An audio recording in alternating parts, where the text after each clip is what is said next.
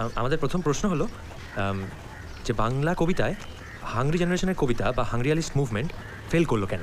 কে বললো ফেল করেছে? তুমি না ও?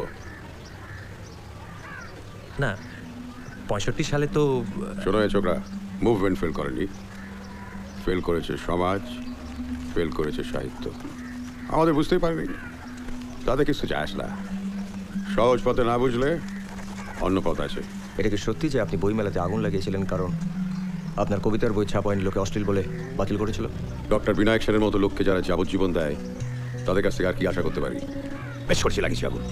একটা পচে যাওয়া সিস্টেম, প্রত্যেকটা মানুষ পচে যাওয়া, কয়েকটা লাশ ঘুরে বেড়াচ্ছে। তুমি গন্ধ পাচ্ছ না? পাচ্ছি, কিন্তু গন্ধ দূর করার দায়িত্ব তো পুলিশের, আইনের, কবির না। কোন সরে বাচ্চা বলে? আমরা কি ফাও নাকি? প্রতিদিন জঞ্জালের মতো মুখ বুঝে সব সহ্য করবো? আমাদের উপর ধর্ষণ হবে আর আমরা লিখবো, চিৎকার করবো। তাতে সিস্টেমের যদি কোনো অসুবিধা হয় তাতে আমাদের ছেড়া গেল। আপনি জানেন যে আপনাদের এই ভেঙে দাও গুঁড়িয়ে দাও মার্কা বক্তব্য, সেটার একটা গণতন্ত্রের কোনো জায়গা নেই। গণতন্ত্র?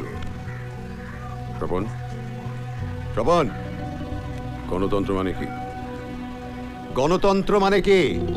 ওই আগের মাসে ভোট হলো যে। কি বুঝলেন?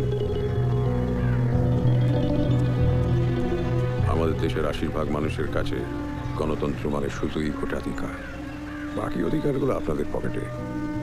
আমায় যদি লিখতে না দেওয়া হয় আমি আমার মতো করে প্রতিশোধ নেব। আমার কলমের গলা টিপে মারলে আমিও গলা টিপব। কোনো অনুতাপ নেই?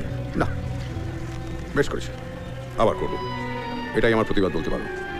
আটকাতে পারলে আটকাও।